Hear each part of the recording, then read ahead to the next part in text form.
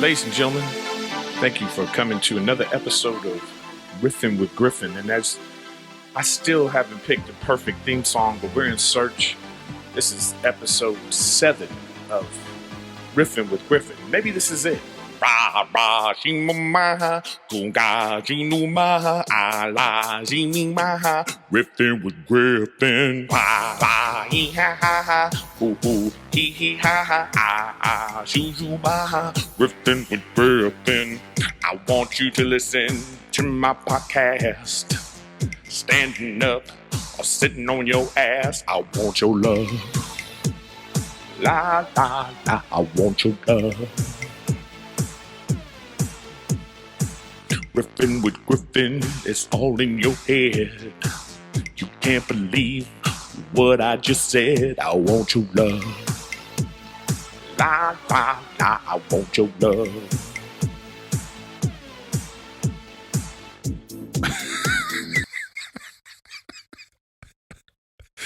I can't keep going. I'm sorry.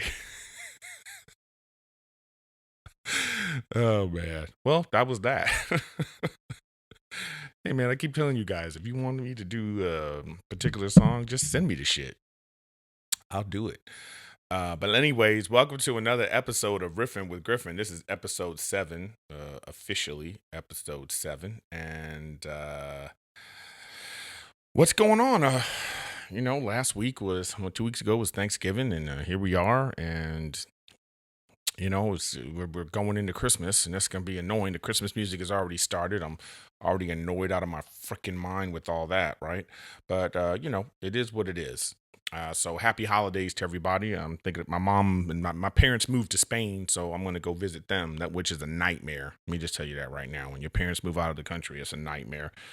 I always tell people, hey, I'm going to Spain to visit my mom. And they're like, oh, my God, Spain, that's going to be so good. I said, did you hear what I just said? I'm going to visit my mom. You think that we going sightseeing? You think it's fun? No, I'm sitting on the couch, and she's going to bitch about Trump and say the same thing over and over again, My mom's like Dory. Like, when I get off the plane, she like says, oh, ooh, you're looking fat. And then she forgets that she already said that to me. So it's like, it's like I get called fat, like, for the 30 minutes it takes to get to their place. Love my mom, though. It is fun to visit her. I'm just teasing. So I'm going to go do that. But anyway, episode 7 is going to be all about you guys. So I put it out on my Instagram, on my Twitter, and I said, hey, I'm going to answer some questions and we'll get into some things. So people sent me a lot of great questions on Instagram. They sent me a lot of great questions on Twitter. And so let's just talk about the stuff that people sent. So one of them is funniest moment that happened to you at the Clipper game. I go to the games with Adam Devine from Workaholics. We go to the games together. We got tickets together. But the funniest moment is, like, it was during the t-shirt toss. You know how the cheerleaders and the spirit people, they throw the t-shirts into the stands. So it's like him and I are standing there trying to get the t-shirt. And I only knew this because, like, one of the photographers on the sideline had taken a series of pictures. But, like, they do the picture. So you see this picture is Adam and I looking up at this, trying to get the t-shirt. And then the next picture, so the first picture is us looking up. The next picture is I have the thing in my hand with my hand in the air, and Adam's elbowing me in my gut. Those are some fun moments. Another fun moment was when we thought we were going to beat Golden State that year. They were on their 72 win season. We were up by 20 in the first quarter, thinking this is it, we're finally gonna do it, Clippers are good. And then, like, at the end of the game, when they took the lead, Steph Curry shot this 3-pointer, and I was like, no. And then somebody caught a picture of that. So that was a really funny moment at the Clipper game. Favorite movie. It's another Instagram question from Disaman123, DSAMAN123. The first one was from Arsenal Beats. These are people's weird names. I wish they would have put their actual names. I'm going to tell people to do that next time. Anyway, my favorite movies. That's a good one. My favorite movie of all time is The Godfather. That's a complete, perfect masterpiece movie. If you haven't watched The Godfather, you should watch it. I know I sound old as fuck, but you got to watch The Godfather. It's just the perfect storytelling, perfect acting, perfect amount of drama, and it's thrilling, and it's suspenseful, and it's just a great family story, a great mafia story, a great criminal. Just it's just The Godfather's the best. But I like The Godfather. If I had to pick I like movies in categories. You know what I mean? You can't just be like, "What's your favorite movie?" It's kind of like looking at NBA positions. You can't be like, "Who's your favorite player of all time?" If you could pick someone like that, that probably be somebody great. So somebody like Michael Jordan, you would say, right? But then you can narrow it down like, who's your favorite point guard? Because you can have who do you think you're the best point guard versus the best center? They don't do the same thing. So you could be like, okay, well, here's my top five. I think movies are the same way. Like I like The Godfather, but I also love Trading Places. I love Ghostbusters, all for different reasons. I love the Star Wars series. I put that all together. Well, the originals. Some of these other ones are just bootylicious. I liked Harry Potter as a franchise. More so the old ones than the new ones. But The Godfather, that's my absolute favorite movie. All right, let's go to the next one. What was your I made it moment in life? And that's from Nicole Marie. Okay. I made it moment. What was it? It was actually a bullshit show in Phoenix. I was doing this. It was just a weird room called Marley's. Dan Marley was an ex-Suns basketball player, and so he had this bar, and this person was running a show out of there. And I didn't know it was like a ghetto ass show that it was, because it was like the way they treated us. We got flown in, but anyway, my made it moment was I was coming down the escalator to go to baggage claim, and there was a guy standing there, and he had a sign that said Eric Griffin, and I was like, oh shit, that's me. I made it. I made it. That's me, y'all. I was acting crazy because a funny story about that too. Another time I remember I was, where was I? I forgot where I was, but the driver had it, another time. So now it don't mean nothing to me now, right? So I'm coming out, where's my dude? There he is. It said E. Griffin. And I was like, oh, that's me. He looked at me. He was like, man, you ain't Eddie Griffin. I'm telling you, the whole ride from the airport to the hotel was this dude telling me how disappointed he was that I wasn't Eddie Griffin. And he was so mad, and I'm tired. I'd flown all night. You know what I mean? It was like a red eye, something. And I'm just in the back and like, oh, sorry to disappoint you, man. But he just kept going on and on. Man, you ain't Eddie Griffin. Shit, I wanted to see Eddie Griffin. Told my wife, guess who I'm picking up? Eddie Griffin. And I'm like, okay, well, thank you, piece of shit. But that was my made it moment. The first time I saw that sign, I thought, most memorable gig you've ever done. Most memorable gig. I mean, if you mean stand up, I don't know. I don't really have. Man, that's a tough one. Like, it's like, what's memorable? Memorable doesn't mean the most important, just memorable. I think the first time I was in the Seattle comedy contest. And, you hear Seattle Comedy Contest, and what you don't know until you get there is that it's not really in Seattle. It's like all over the Washington area. But anyway, we went to this like Indian casino, and it was the first time I played in front of 1,000+ people. And I remember walking out on stage, and it was just, a jam-packed room. It just went all the way, this huge ballroom in this casino. And it was like so many people, just jam-packed. And I would look down, and it took me like a couple seconds to be like, oh shit, look at all these people. That was probably my most memorable. Gig. Here's a good one. Oh, that one was from Yaz something. I don't know, guys. You got to put your real name. I'm not even gonna say the names anymore. Fuck it. Here's another one. What's your thoughts on Mormons? Deep. This is deep. What's my thoughts on Mormons? I actually have a couple of Mormon friends. Two of my very close friends, David and Kirsten. They were Mormon when I first met them. I actually met David at the Seattle contest. That's where we first started hanging out. This motherfucker. And Siddiqui Fuller, God rest his soul. We, yeah, that's how we all met. We met in the Seattle contest. And I remember I got a hotel room because I won some money at craps at the Indian casino. So I got a hotel room because you had to put yourself up. It was like a 3-week contest, and you had to put yourself up. So each week, if you got passed forward, you got the last place prize money, and then you ended up using that money to live. So I went and won money at the casino. It was great. So I got a hotel, and I remember David, he's Mormon, so he's got like 75 brothers and sisters. So he just jumps into bed and he's like putting his shit all over the place, and I'm an only child, so my space is like, hey, what the fuck are you doing? And he was like, well, I got a lot of brothers and sisters. This is what we do. We share. So that was a moment where I was like, okay, let me wrap my brain around this. But anyways, he was Mormon, and I went to a Mormon service, and I just think religion is all like any other religion. I'm not going to sit here and bash religion, because I know if you're watching right now and you're super religious, I know on my special I made fun of Christians, and then people were like, well, what about everyone else? It's like, I know Christians. I have Christians in my family. I went to a Catholic school. I've been around Christians, so that's why I could talk about it. I don't know a lot of these other things, so that's why I didn't bash anyone else, but they're all the same to me, But the Mormons in particular, like, it's got a weird history.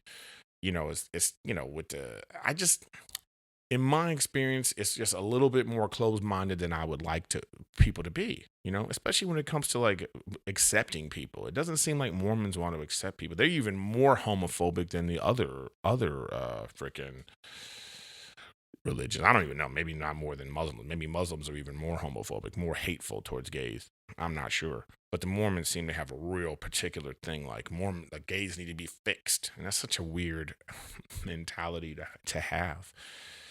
But like I said, it seems to be too strict, too structured in a way that makes people feel like they can't do anything else. I mean, it feels like a sorority, more like a fraternity, more than like a religion.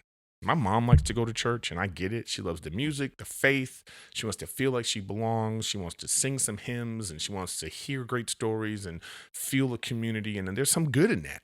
There is. I mean, that's the reason why that's the importance about religion, just family and structure and rules and like, simple common sense things like love your neighbor and, take care of people and, don't be a bad person. But the Mormons seem to have like a weird, and then anytime you hear about these, like, I'm not saying all Mormons are bigots and they have little compounds where they're having sex with young people. I'm not saying that, but it seems to be like the ones that do it the most are the Mormons. So when you have something that's so connected to that, I don't know.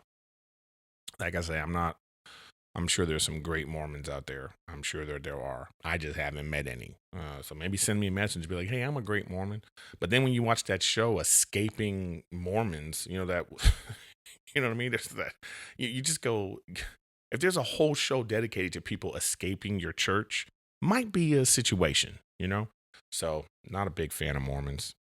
I hope I answered that question correctly. What is my favorite Netflix show? As you can see, there's gonna be no rhyme or reason. We're gonna go from religion right over to Netflix. Right now I'm watching Narcos. Ooh, Narcos Mexico. Oh man, loving this show right now. Love it so much that I woke up in the morning and I'm watching it, and I just was like, I need some Mexican food.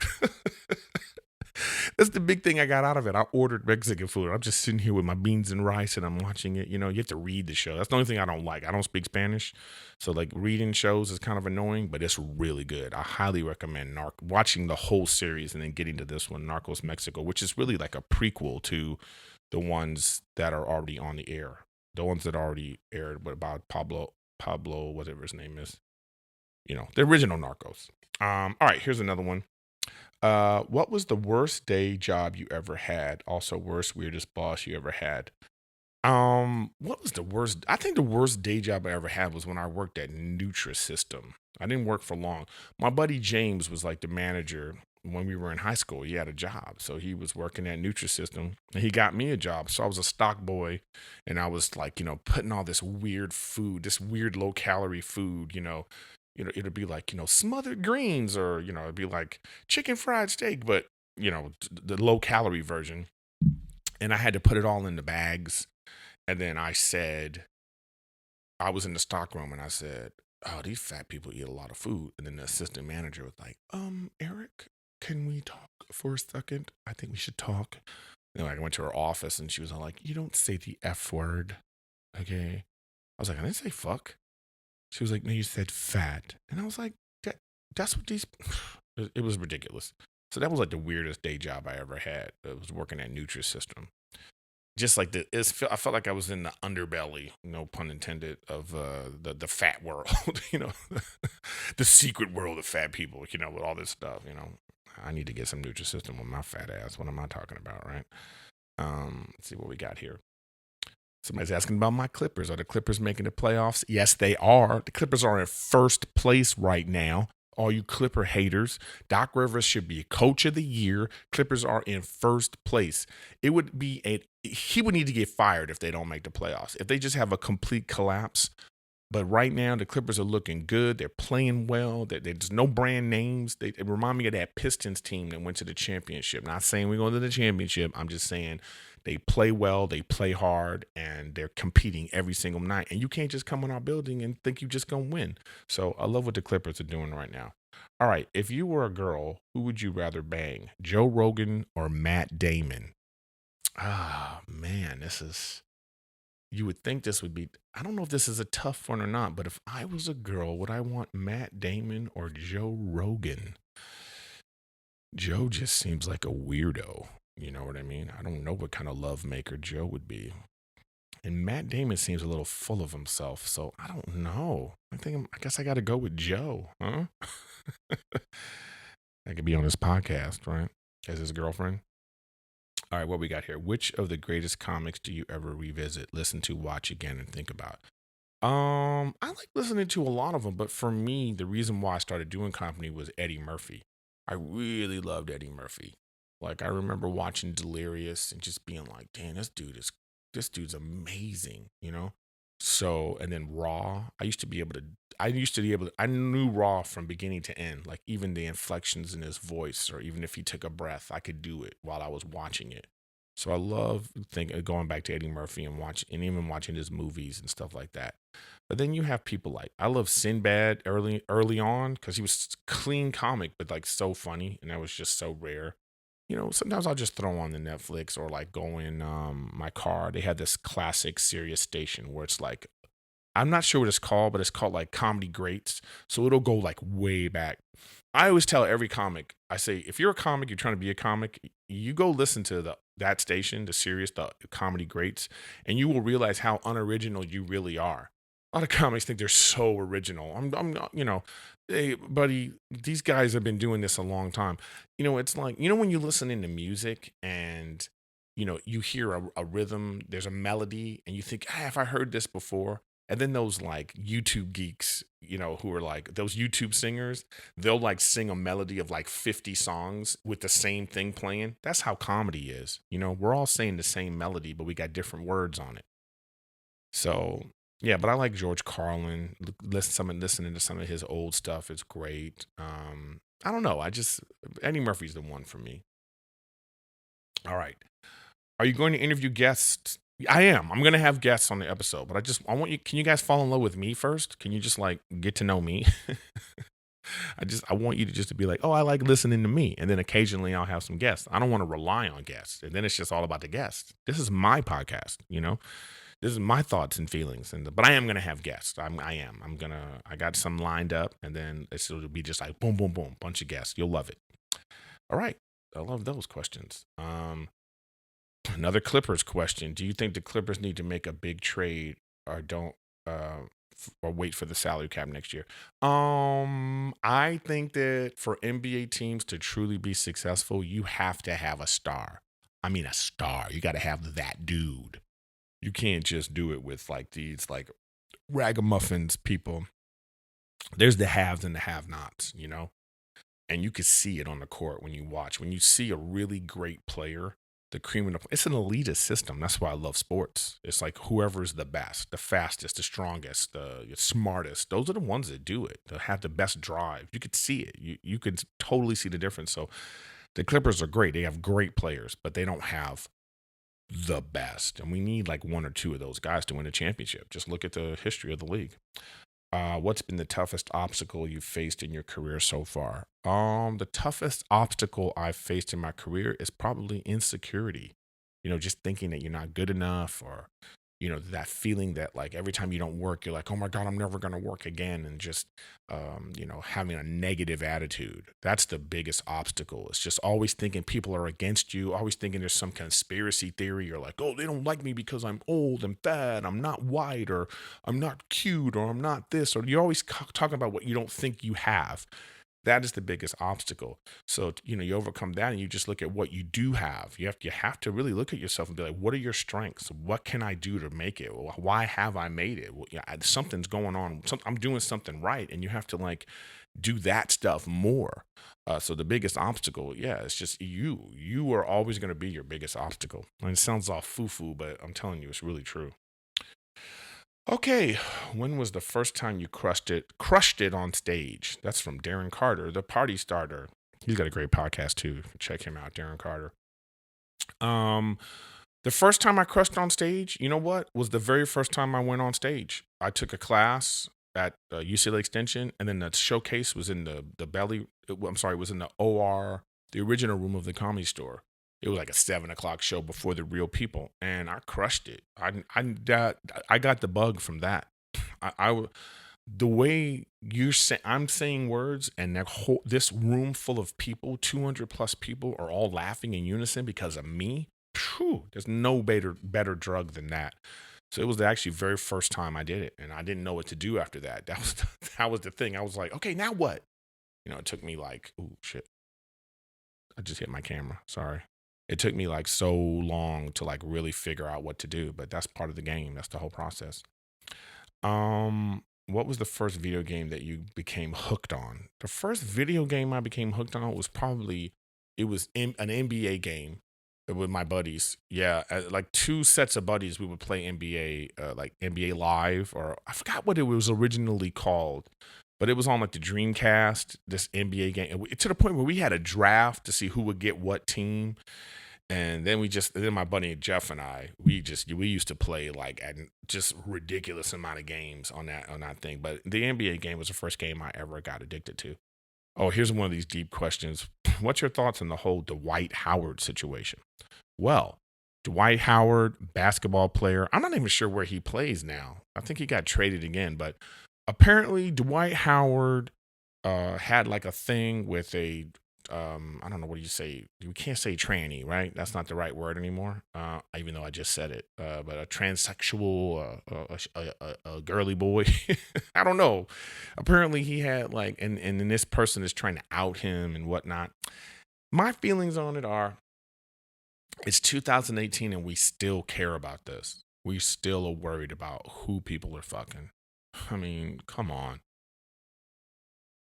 It's a shame because everybody's got their own personal story, and it's a world that is obviously very secretive and very like of a strong community, because this is not something that happens a lot. You don't see somebody like, it's not a thing on the news where like you or TMZ or something where somebody's like outing people. Oh, I had sex with that person. It just doesn't happen, which is good, I think, But you know, it's a shame that he works in such a masculine environment that he doesn't want to deal with the ridicule from his peers, really, of dealing with that.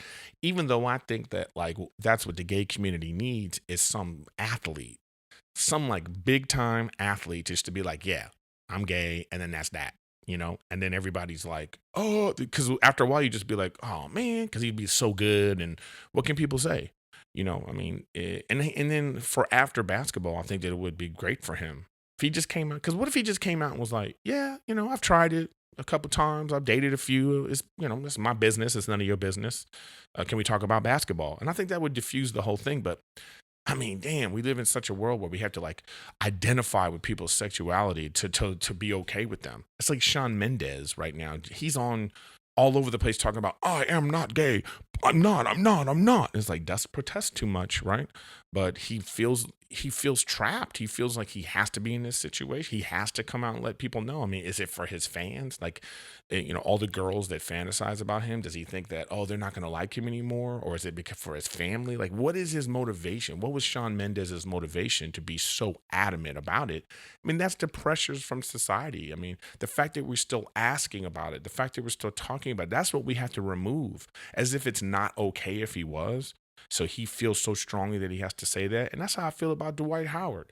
I mean, I get like him being in a locker room, like in with a bunch of masculine men, but you got to think that there's probably 25% or more of the NBA athletes are gay. I mean, like, how is that? How is it? You think, but there's this weird association that will know because if you're a masculine athlete, there's no way you could be gay. That's just not true. That's just, there's no science behind that, you know? So I would feel bad but see, we don't know the behind the scenes of the Dwight Howard situation. Did they have some bad breakup or like, was he treating her bad because, he just was being like, I don't want you telling nobody or did he promise things? And we don't know what was going on behind the scenes to make this person want to be like, I'm telling the world. But I think he should jump ahead of it at this point. Look, his career is almost over anyway.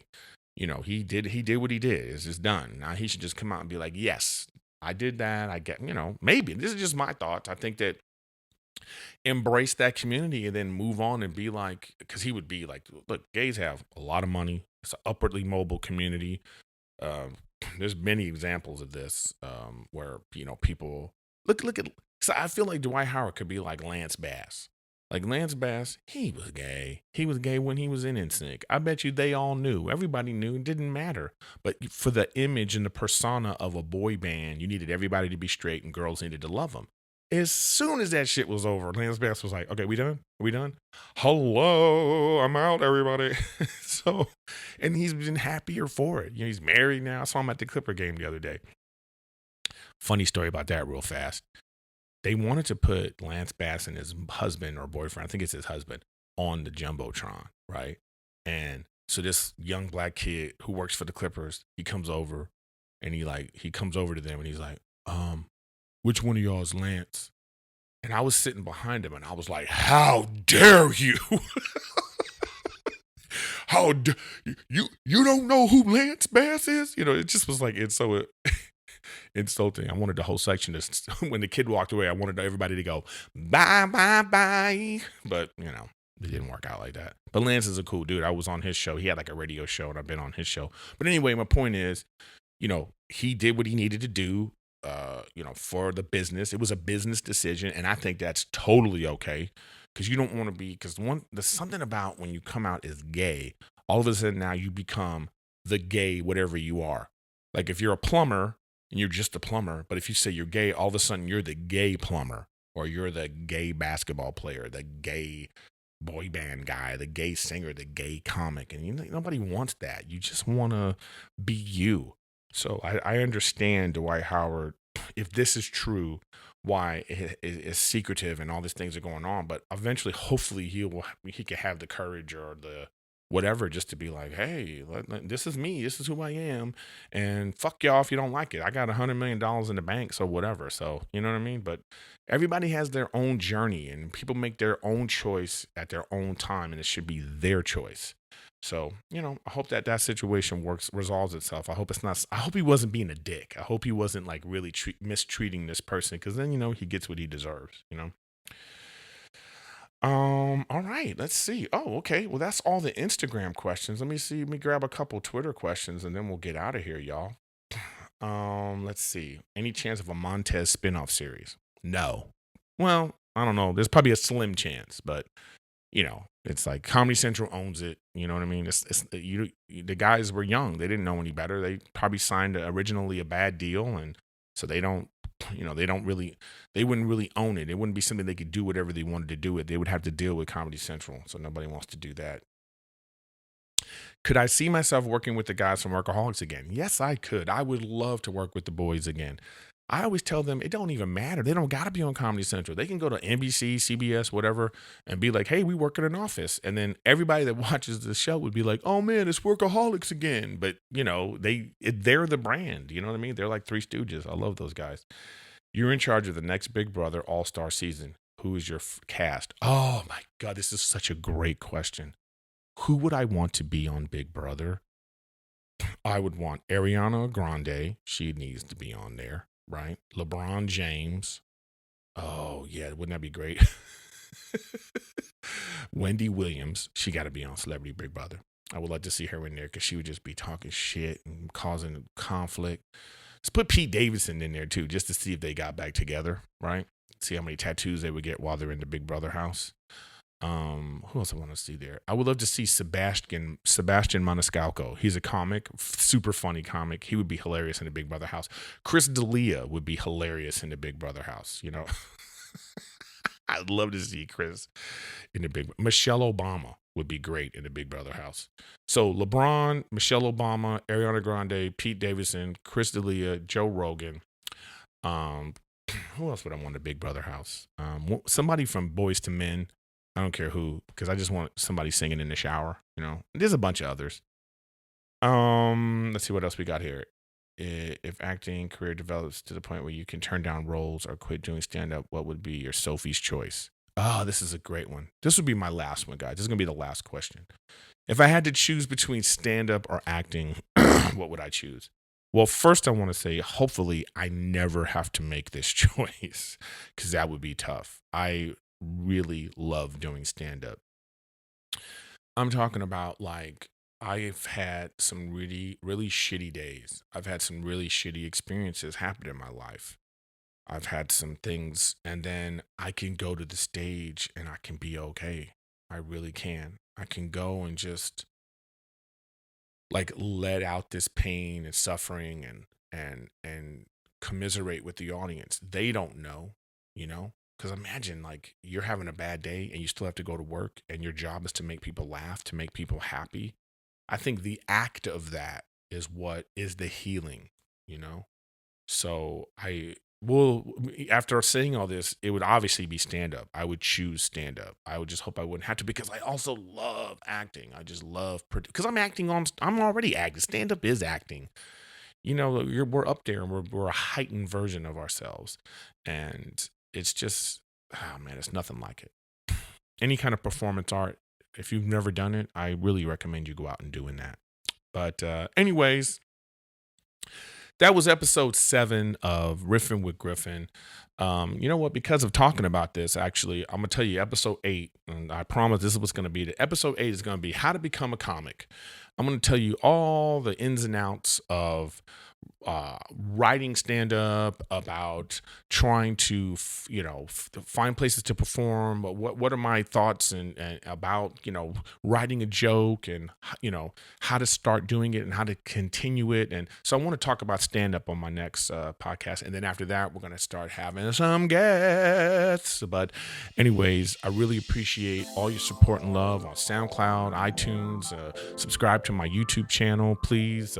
Keep watching, keep listening, and I'm gonna keep doing it. Whether if whoever's there or not, I'm gonna keep doing it, because this is turning into some great therapeutic experience too, sharing all my stories and my thoughts with you guys. So thanks once again for listening to Riffin' with Griffin. Thank you, and I will see you soon.